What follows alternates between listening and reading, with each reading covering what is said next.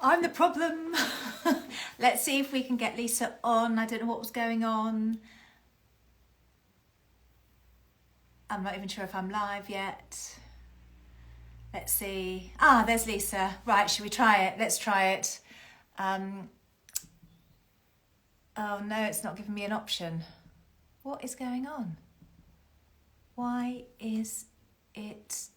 Lisa, can you send me a request? It doesn't say that you sent me a request, and I can't request you, I don't think. Oh, a minute, what's there?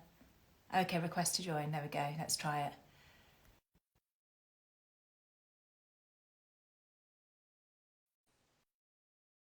We had this once before, Lisa. Do you remember? Where whatever we tried to do. Actually, I don't know if anyone's Googled if anything's happening with Instagram. Oh, can you hear me? Can you hear me? Yeah. Oh my God.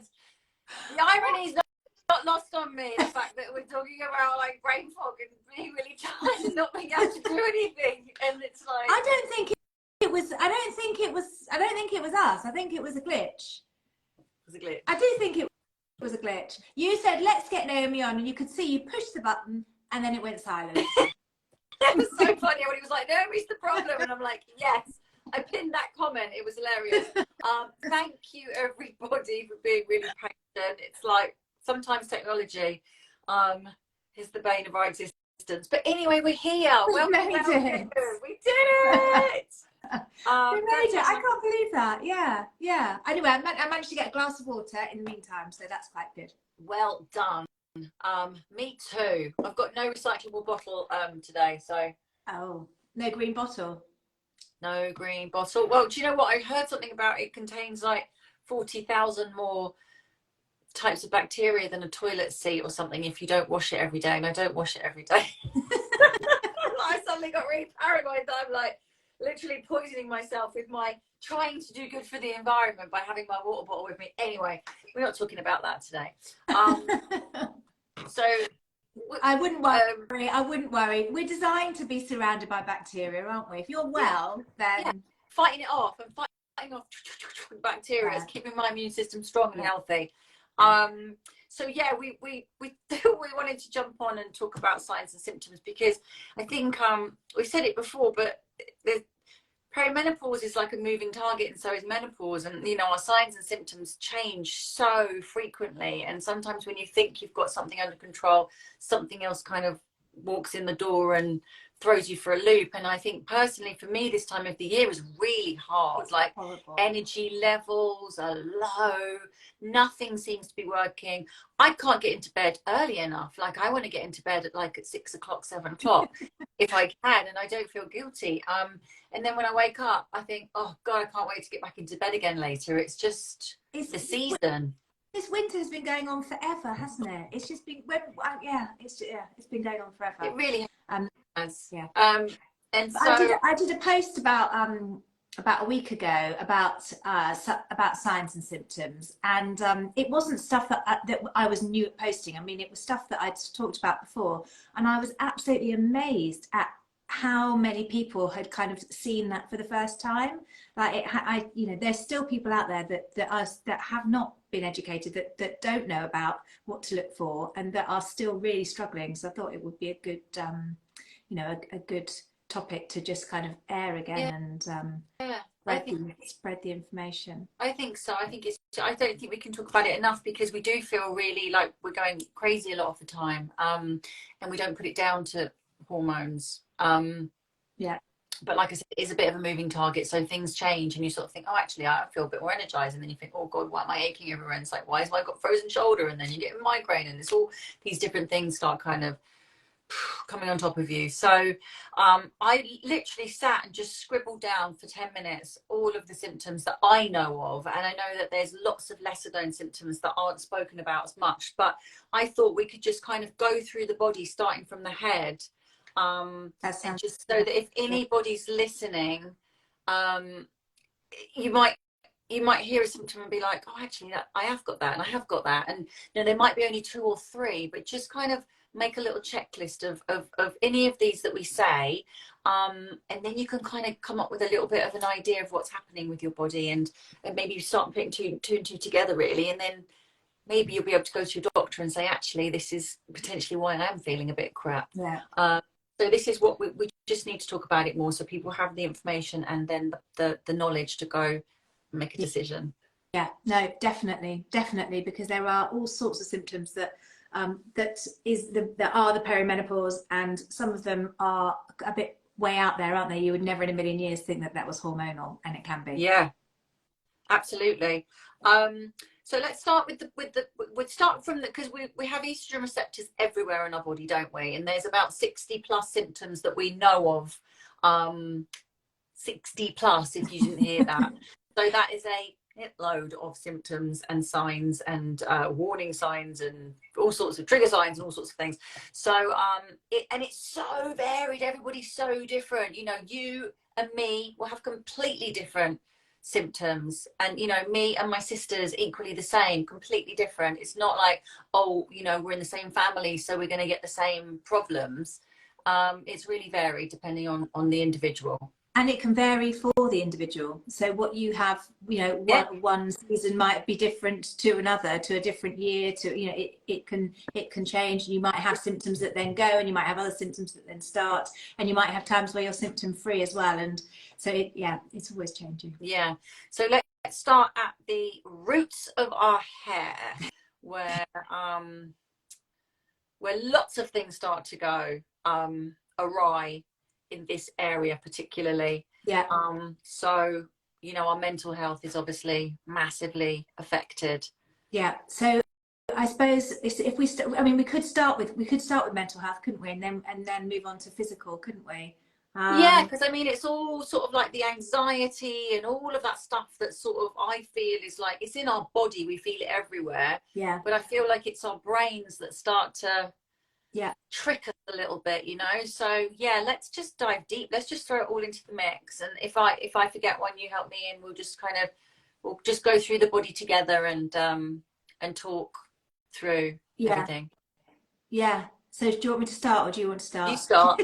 Okay. Dr. Potter, you start, Dr. Potter. And then you can take over, Professor Snowdon.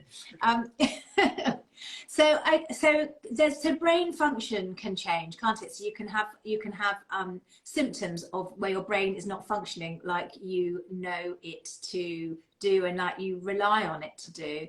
So things like brain fog, poor concentration, forgetfulness, word finding difficulties. Those can be, you know, they can be the only symptoms. They can be really worrying, because a lot of women worry that they've got early onset dementia, and they can occur at the same time as mood changes. So things like anxiety, low mood, anxiety about particular things that you've never been worried about before, like motorway driving or going out or standing up and giving a talk. Those can creep in. You can have just a loss of get up and go, like not wanting to do the things that you previously wanted to do. You just don't feel like you, and you can't even put your finger on what that particularly is. It's just that you don't feel like how you used to, like maybe your energy isn't the same, or your drive isn't. All of those things that kind of they're parts of us as individuals, but it can be difficult to unpick exactly what it is that is the crux of the problem. Any other mental health or well, I mean, obviously, like things like panic attacks and the anxiety and all of that is really crippling, and you're right. It's, you know, people always say to me, oh, you know, the thought of going to a place or driving on a motorway or somewhere I've never been before, and actually I've got that a little bit. Like, I'm always like, oh, can I park there? Is there going to be space? Am I going to have to parallel park? Is there going to be enough, you know, do I have to go into a multi-story car park? It's all that sort of stuff that really makes me feel like I just don't want to do it. Yeah. I mean, it's really hard to push yourself out of your comfort zone, and there's just these barriers and these negative thoughts that come up more so, and you feel like it's like the enemy challenging you and sort of going, no, you just stay safe. We just want to keep you safe. Stay here. So all of the things you said, the sort of and the brain fog and the not relying on yourself, and, you know, having to give talks or stand up at the office or do anything like that, that can just fill you with absolute terror, because you well, amongst other things, there's all the other confidence issues that start happening with the menopause. So it all impacts everything. But that is kind of for me, it was the anxiety and the depression, the low mood, the sadness, the anger, the rage. And then anger and rage. We didn't talk about that yet. Yeah. Anger and rage, being really angry, flying off the handle. I had a lovely message from a lady. She said she thought of me today. She shouted at her husband completely, like, you know, it was barely anything. It was just silly little stuff that's going on. And, you know, we're all guilty of it. And shouting at your kids and, you know, being really irrational, and then just having to like try and ration with yourself and reason with yourself that guilt that just stays with you. So that's really hard. But yeah, all of the above, depression, low mood, anxiety, the brain fog, the loss of words, like you said, just trying to find somebody's name. Yes. And then I guess things like headaches and migraines. Yeah, and that can be, so you can have cyclical migraines or cyclical headaches when you've never had that before. They can, or if you're on HRT, that they could, you know, you can have headaches associated with that. Ear problems, so tinnitus, and dizziness. Yeah, vertigo. That's something that women do struggle with, right? Yeah, and sound sensitivity. And or a change in your hearing, a kind of blocked feeling in your ears. Any more ear ones? No, so I was thinking tinnitus. Yeah, you said the vertigo, hair loss as well. Just while we're still on this area, hair loss is a huge one for us ladies. You know, those changes in hormones just having such an impact, and also, you know, sometimes just we eat the wrong foods because we feel so crappy. Yes. You know, and it's like you sort of want to medicate yourself with sugar, and you know, just think, well, I can't feel any worse, and I've got no motivation to get up and get out of bed, and I'm already aching, and I just want to sleep, and I feel like crap, so I might just eat all the biscuits and drink all the tea. And so then that has an impact. So we're not getting the right nutrition, and then our hair and skin changes.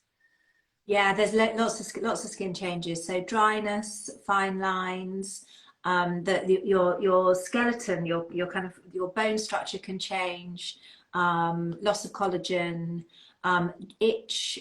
So you can develop rashes, sensitivities to certain foods that can cause some rashes to come out.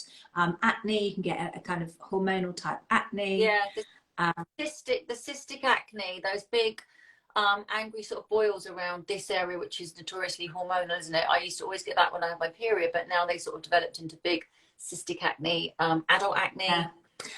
And this sounds awful, doesn't it? Yeah, well, this isn't designed to scare.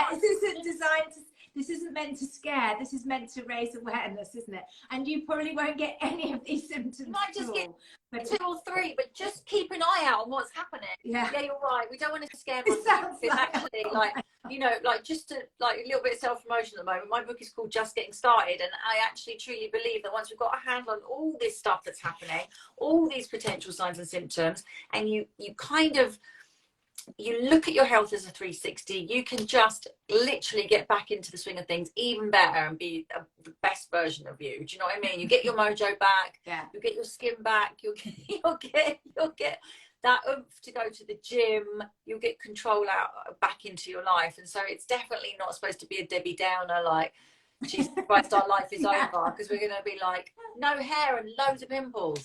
It's not that, you know. You might just get a few months or maybe a year, your hair will take a little bit longer to thicken up again, but you know, there is help and there is hope, and these are just a sort of splattering of signs and symptoms to look out for. So then you can get the help you need, whether that's HRT, whether it's, you know, more different supplements, whether it's, you know, acupuncture or different things that I like that you might find helpful, just to help calm the system and just get you feeling like you again, or the best version of you.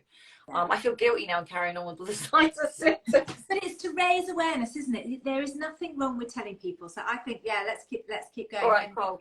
So like the frozen neck is another one which is really quite strange. You know, like when you get the frozen shoulder and sort of neck aches and things. You know, bearing in mind. Sorry. Eyes, Yeah, eyes. dry eyes, itchy eyes. That's one that actually a lot of women. I saw somebody the other day and she didn't have any other symptoms. Yeah. She was sailing through and she just had super dry eyes in the morning. Yeah. That was her literally her You can only. stick, your eyelids can kind of stick together. Your eyelid can stick to your eyeball, just because they become so dry. So yeah. True. We just can't open them. Yeah. Teeth, mouth. So your teeth can change. You can get gum disease. You can have ulcers, dry mouth, burning tongue, Receding gums. receding gums. Yeah. Your teeth move actually. Your teeth, like I think your gums are a bit more malleable in the menopause, so they sort of that your teeth are more likely to move. And that's one thing I did notice, and I actually did the Invisalign, and it's worked a treat because I had this little tooth that started sticking out like a little Muttley, Muttley from thing. It was like, and so I managed to get that. Yeah, but I mean that was Invisalign because I pain like that, so I did that. But because they were malleable, I had to keep the Invisalign in a little longer because otherwise it just moved straight back again. But yeah, look out for your teeth, like more sensitive gums. You might have to switch to a Sensodyne toothpaste, things like that. The Muttley image. I might put that as the front of the the cover for please I'm going to put that. Please do. I love that, Muttley. But yeah, gums are a tricky one. They really are, because they cause you a lot of pain. Everything causes you some uncomfortableness. Somebody said sinus issues. Is that something that? Yes, and nasal drip and acid regurgitation, heartburn. Yeah, it can all all that area. I've definitely started getting heartburn, which I thought was a hereditary thing, but just get it every now and then, just a little bit. You just have to be a little bit more conscious about what you eat sometimes, and mostly drink. Okay, so yeah, skin changes, rashes, skin irritations, dry, cystic acne, boils, adult acne. You said the muscles and the bone structure changing because the estrogen is responsible for keeping our sort of skeleton all in place. And my lower half of my face started kind of dropping and changing actually. So it's really strange how this can change us so much. And it's, it's really unfair because you look in the mirror and you just don't recognize yourself. I didn't when I was in the midst of this, and I certainly didn't know that this was happening to me. I had no idea. I just knew that I put on a lot of weight because obviously weight gain is another one, and that is not only because our metabolisms are slowing down as we're getting older, but again, maybe it's more complex than just a kind of aging metabolism. There are definitely metabolic changes associated with with the sudden loss of hormones. Because we know by the way you metabolize sugar and you metabolize lipids that there is a metabolic shift. Where you lay fat down. You normally sorry, that's a small child announcing their arrival. I'm hoping that another small child will let them in. They don't do it subtly. Can you hear that now? I heard it. I was like, this is really very jazzy doorbell. Someone's going, it's okay. Yeah, but it's also your gut health. So we get lots more bloating. Tummy is much more, there's all these horrible terms like menobelly and things like that. But you know what? It does happen, and we can't digest and metabolize the sugars like we used to. So that bottle of wine that was also easy to just down without any repercussions the next day, it just sits like liquid cake on the top of our arms and the back and the stomach. And so we really do need to make a conscious decision, and the gut does suffer really a lot too, doesn't it? The gut health, indigestion, like we said, constipation, diarrhea, gas, bloating, all of the above. So yes, hormones do impact on gut motility. So yes, they certainly can cause gut symptoms, but if you have unusual gut symptoms, you should speak to your doctor.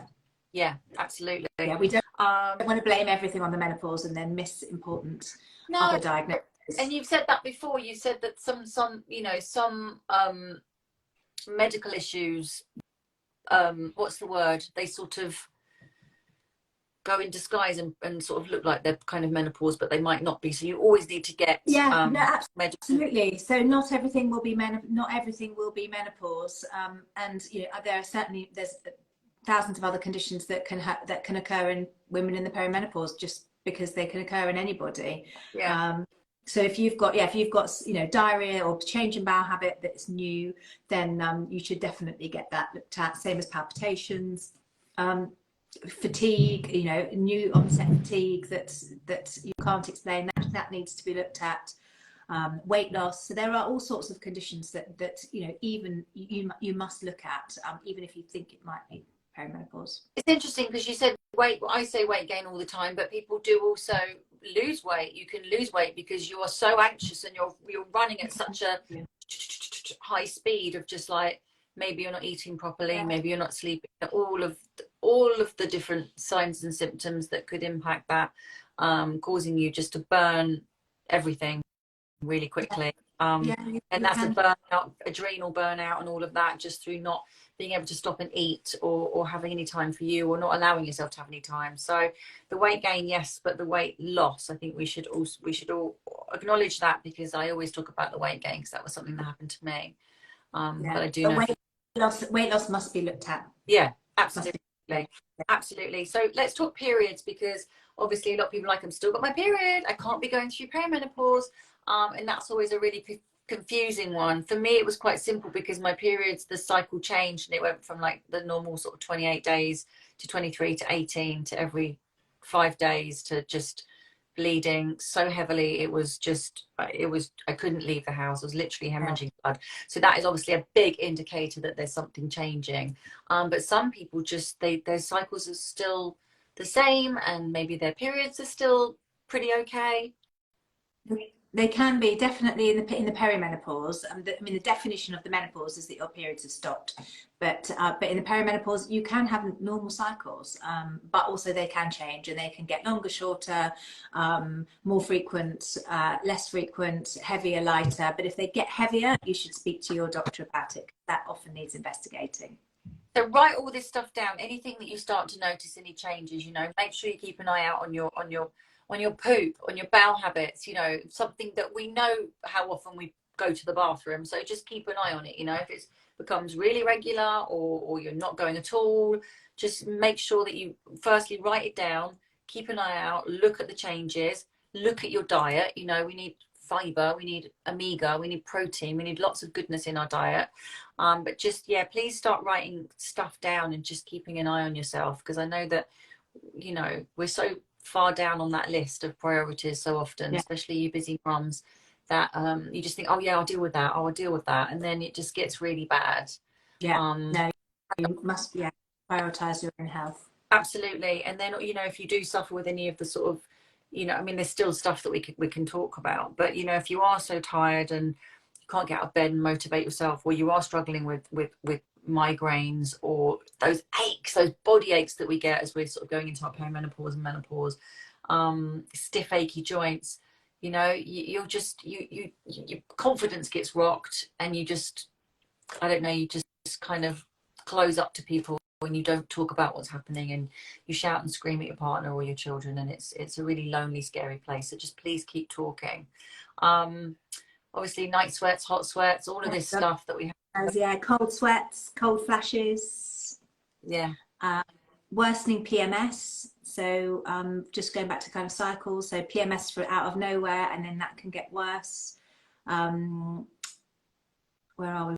We're kind of in the chest now, aren't we? We have kind of get down to about there. So like those palpitations, well, we've gone down to the stomach and poopy, and now we're going back up again. So like, but those sort of those adrenal surges that you get at night, which are horrible, where you're just about to fall asleep, and rather than it feels like you're falling off a cliff and you wake yourself up, it feels like you just get this over your chest where you almost can't breathe, and it's like a hand is squashing your chest, and it is terrifying, because then you just don't want to go to sleep because you feel like you're going to have a heart attack.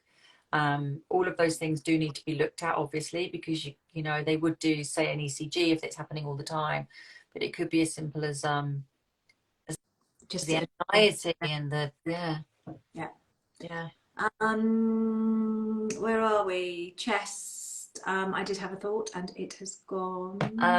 Urinary symptoms. So going more often, getting up at night, key in the front door, all of a sudden desperate to go, leakage, urinary infections, lack of libido. Yeah, vaginal dryness, soreness, itch, discharge, That smelly discharge, like what's it called, bacterial vaginosis, then that should be looked at. So yeah, that wouldn't be considered a normal perimenopause symptom, so you would need to have that looked at. yeah. But yeah, the pelvic floor issues, the incontinence, and the painful sex and repetitive bladder infections if you do have sex. Yeah. Or, you know, vaginal atrophy in any way, where you maybe can't ride a bike or you can't wear jeans because that just literally causes you agony. All those things can be so sorted. Easy, you know, even treated, yeah. You know, even if you are somebody who's like, I'm super anti-HRT, which, you know, neither Naomi and I are, if you can take it, you know, I always say please do. But for those sort of issues, localized estrogen can be used, can't it? So in the shape of creams and pessaries, it can really change your quality of life. Absolutely. Absolutely. It could, yeah. I mean, if you've got recurrent urinary tract infections, then that can have a massive impact on lifespan. You know, it needs looking at, and it can be just as simple as using local estrogen. Yeah, absolutely. I think you mentioned that to me years ago when we first met, about a lot of much older people, you know, that they do really struggle with urinary bladder infections, repetitive, and that they're always on antibiotics, and it can be cured so simply just by administering some I always do like just by using a pessary, a course, or all the time, just putting those little pessaries in. Absolutely. Lightning Fanny, that was the one that got the most interest in my post. Lightning Fanny, sudden electric shocks that just are very uncomfortable, and they come out of nowhere, and they don't last very long, but they can be really, really uncomfortable. So like a muscle spasm. Not even necessarily. You can have muscle spasms, but not even a muscle spasm, like a shock, like somebody has given you an electric shock, or, you know, a sudden onset of pain. It's crazy, isn't it? One of my patients came up with that term, and I always try and credit her whenever I'm not allowed to say her name. But oh yeah, I was going to say, who is she? No, about it, and you're like, oh no, Andrea would not appreciate that. She was describing it to me. And she came Andrea, by the way. It sounds like something a bit more sort of exciting than it actually is, though. I want to exciting. No, it's not exciting at all, and it also can be embarrassing, because you might be, you know, at work or on a call or up, you know, on stage, and all of a sudden it might happen. You're just like, ow! I do that all the time. There's stuff that happens because you just get weird aches and pains, you know. Sometimes you just get like strange things happening to your body. It's like you're not in control anymore. But that must be, oh gosh, I'm so sorry for anybody that's suffered with an electric shock in your vagina. Jesus, it's just like torture, isn't it? Oh my God. Yeah. The sleep disturbances, all of the stuff that happens, you know, the sleep deprivation was pretty bloody bad, I have to say. You know, those like breast tenderness. Yeah, the sore lumpy boobs, where you can't even hug anyone because you're like, don't come near me. You know, all of this falls into this category. And like we said, you're not going to get all of them, but just if you've got like maybe 4 or 5, or, you know, hopefully they'll be extremely mild, but just keep an eye on it so you know what's happening. You're not going crazy. Lady Elaine loves the lightning valley. Look at that. It's one that people remember. So even though, the fact that we've just talked, you know, we've talked about it, so now people will know that it really is a thing. Because I've never seen that on a list of symptoms before. You know, before we've talked about it. For my lovely no, absolutely. That's the thing. That's why there's 60 symptoms and counting, aren't there? It's like there's still, people will be like, something else has come up. Like tinnitus wasn't really known for perimenopause, and sort of vertigo. We didn't ever put those together. So I'm trying to think: adrenal surge, sleep disturbances, palpitations, light sweats, hot flushes, cold sweats, lumpy sore throat. Foot problems, plantar fasciitis. So that's where you have, so you've got a sheet of tissue in the sole of your foot, and you can get a kind of inflammation in it, and it tends to be common in the, or more common in the perimenopause and menopause, and it can be excruciatingly painful. That seems to have an association with perimenopause. Somebody said globus, which is a sensation of something in your throat, like you can't quite swallow There's a properly. lump there So almost, and you like a lump in your throat. So that's another restless one. Joint legs, that's muscle come pain, up a lot. yeah, Restless legs. legs. Yeah, I think. Done it all, and I really hope we haven't totally terrified the Jesus out of you. They're all off. They're all off down the pub. They can't cope with this. They're No. just Yeah, so it's just basically to educate, really, just so that we just feel like we're not going crazy, and that we're going to be okay, and that it actually that falls under that. And once we get a handle on it all, it is okay. But just keep a diary, write down these little things that are happening. Like Naomi said, and I said earlier, it moves. It's different, you know. At the beginning, for me, it was the depression and the anxiety, and then that sort of changed, and I sort of got a bit more, you know, went for walks and went to the gym, and then my period started, you know, and then it just keeps moving, and then the hot flushes come on, and then so it just moves and grooves through.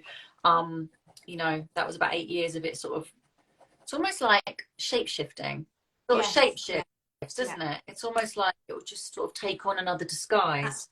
Absolutely. Yeah, I should have put that in the book, shape shifting. That was a really good, like, damn it, it's written now. But yeah, that could be part 2, can't it? You can call that could be the name of your second book. And it will be you'll be in the revised edit of book 1, because I don't know if I've got another one in me just yet.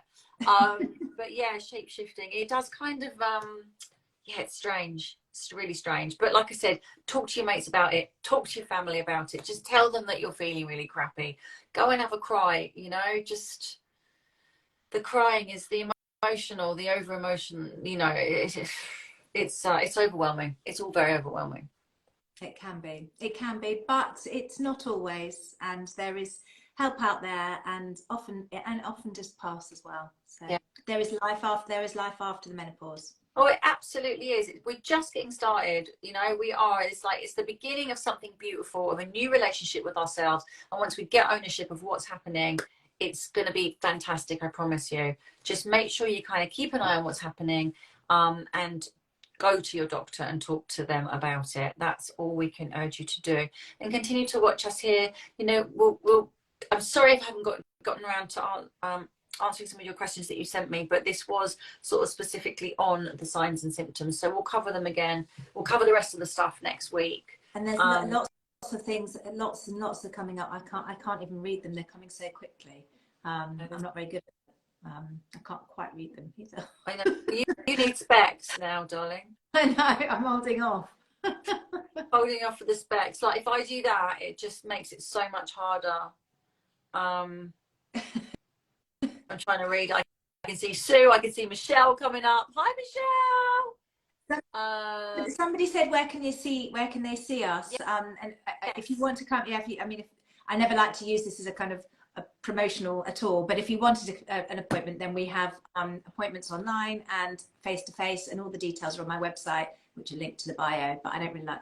Yeah. No, so click up there to Naomi's bio, and then all of that's on her Instagram bio, the website guiding you to the clinic. And if Naomi can't see you, she's got loads of associates that will are beautiful and brilliant and kind and loving and sensitive, and they will take you under their wings and guide you in the right direction. So let's continue with this. There's so many questions. We can't get through them all. But we adore you. Let's keep talking, and thank you for being patient. I'm so sorry about earlier. I don't know what was happening. It was technical. It wasn't you. It wasn't. Maybe it was me. Maybe it was me. It wasn't. It was just, yeah, it was just stuff. Anyway, thank you. Yes, we do need to talk about surgical menopause and chemical menopause, and we will do that at some point. I'll add that to the list. And we have done loads of these chats, so if you do want to go back and see anything specifically, there's lots of stuff that we've saved on our menopause madness. 3 years of stuff. And if you go to this series, it's all saved. So it's like progesterone, testosterone, you know, obviously all the different types of HRT and the estrogen and all sorts of stuff. We've discussed lots over the last 3 years. 3 years. Wow. I think it's 3 years. I think it is 3 years. I think it was 20. I think it was. Oh, is it 2? I don't know. 2020, wasn't it? I can't remember either. Brain fog. Having a brain fog moment. But listen, we're almost into spring. I know that it doesn't feel like it. I know that it's still dark. The mornings are getting lighter. Then the clock's going to change. But literally, we've got 1 month, and then we're going to start to feel so much better, so much more energized.